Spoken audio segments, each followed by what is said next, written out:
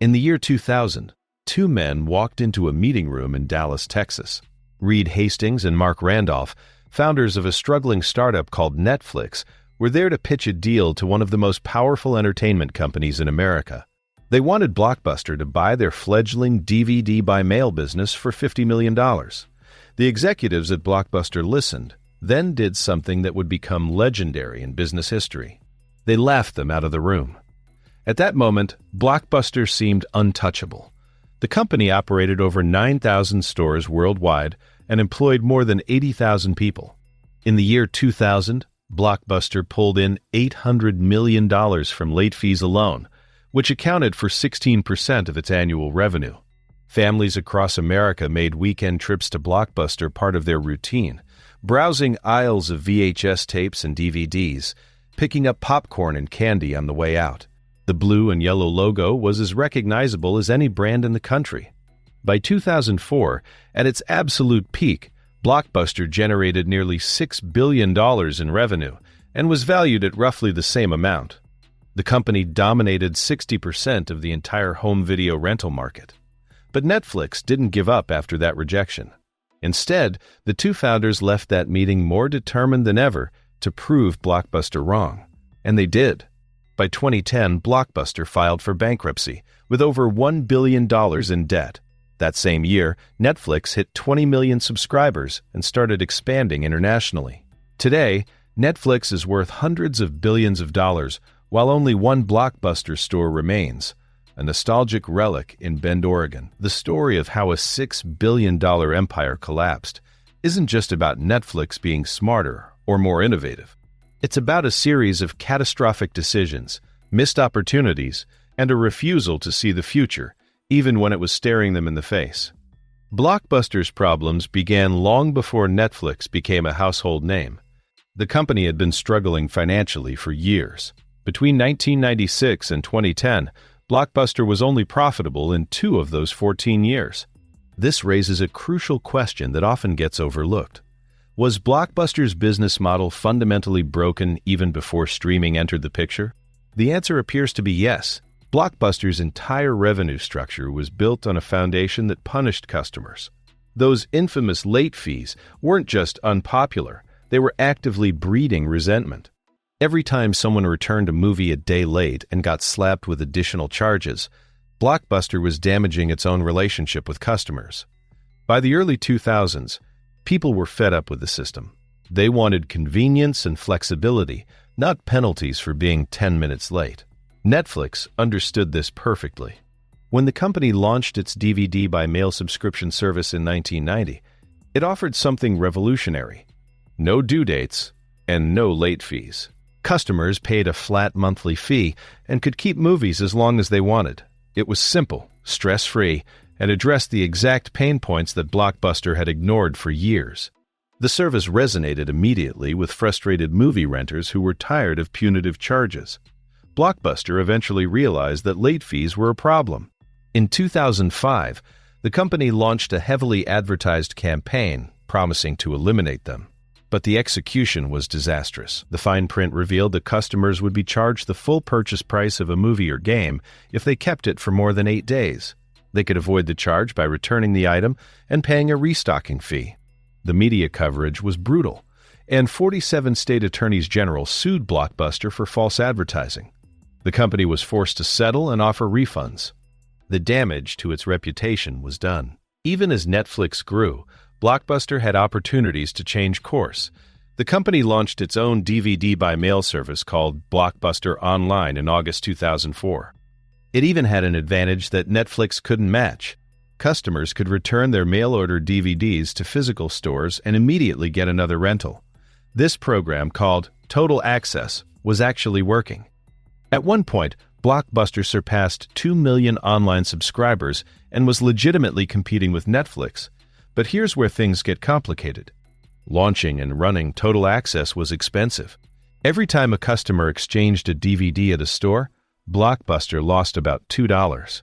The company was already carrying nearly $1 billion in debt after being spun off from Viacom in 2004. Viacom had saddled its former subsidiary with that debt burden. making it incredibly difficult for Blockbuster to invest in its digital future. The plan was to eventually gain enough subscribers to make Total Access profitable, but Blockbuster ran out of time. Internal battles made things worse. Carl Icahn, a powerful activist investor on Blockbuster's board, fought against the company's move into online rentals. He wanted Blockbuster to stick with its brick-and-mortar roots. In 2007, Icahn led the effort to remove John Antioco, who had been CEO for a decade and was pushing Blockbuster toward digital transformation. Antioco was replaced by Jim Keyes, a former executive from 7-Eleven, who shared Icahn's commitment to physical stores. Keyes made one of the most infamous statements in business history in 2008, just 2 years before bankruptcy. He said he was confused by everyone's fascination with Netflix, claiming that Netflix didn't have or do anything that Blockbuster couldn't already do itself. This quote perfectly captures the arrogance that defined Blockbuster's final years. Technically, Keyes was right. Blockbuster had the resources, the brand recognition, and the infrastructure to compete. But having the capability to do something and actually doing it are two very different things. The 2008 financial crisis delivered a devastating blow. Banks stopped lending money, and Blockbuster couldn't refinance its debt. The company's massive network of stores, once its greatest asset, became a crushing liability. Blockbuster had long-term leases and enormous overhead costs that Netflix and emerging competitor Redbox didn't have to worry about. As consumer behavior shifted away from physical stores, foot traffic declined rapidly. Revenue plummeted. Blockbuster did try to pivot toward digital streaming. In 2007, the company acquired MovieLink, a video-on-demand service created by major Hollywood studios, which gave Blockbuster access to a library of 3,000 titles. But the timing couldn't have been worse. The acquisition closed just before the financial crisis hit. With so much debt on the balance sheet, Blockbuster couldn't justify spending heavily on its digital platform when most of its revenue still came from physical stores. Netflix, meanwhile, had already launched its streaming service in 2007 and was building a loyal user base. By September 2010, Blockbuster had no choice but to file for Chapter 11 bankruptcy protection. The company cited $900 million in debt, massive losses, and overwhelming competition from Netflix, Redbox, and video-on-demand services. At the time of filing, Blockbuster's market value had collapsed to just $24 million. Netflix, by contrast, was valued at $13 billion. In 2011, satellite television provider Dish Network bought Blockbuster's remaining assets for $320 million during the bankruptcy proceedings. This was a fraction of what the company had once been worth. Dish tried to keep some stores open and even attempted to turn Blockbuster into a Netflix competitor, but those efforts failed. In 2013, Dish announced it was closing nearly all remaining corporate-owned stores. By 2014, the last 300 company-operated locations shut their doors permanently. Looking back, Carl Icahn himself admitted that Blockbuster was the worst investment he ever made. He acknowledged that the company failed because of too much debt, changes in the industry, too many stores, and the reality that Netflix had created a superior business model.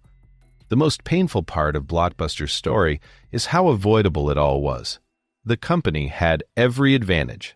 It had brand loyalty, capital, relationships with Hollywood studios, and millions of registered customers. Former Netflix executives have even admitted how close Blockbuster came to actually winning the battle. Mark Randolph said that in the early days, Blockbuster held almost all the cards.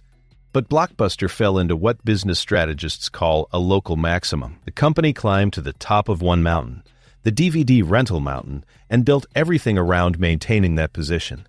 When it became clear there was a better, higher mountain to climb, the online streaming mountain, all of Blockbuster's existing infrastructure became an anchor weighing it down. The stores, the employees, the lease agreements, the entire operational model made it nearly impossible to pivot quickly enough. Netflix didn't just win because it had better technology.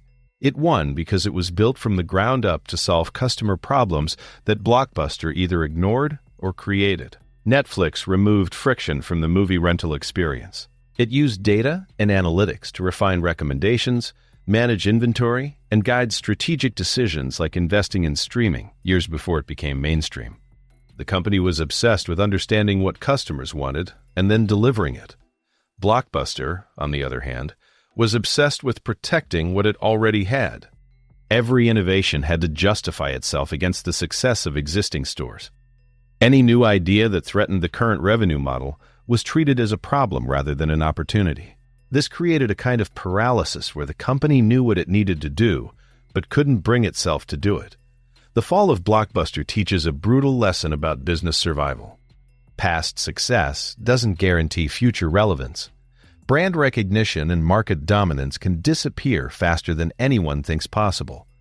Companies that resist change, that dismiss disruptive competitors as niche players, that prioritize short-term revenue over long-term adaptation, will eventually pay the price. Blockbuster had everything it needed to succeed, except the willingness to transform itself before it was too late. And that made all the difference.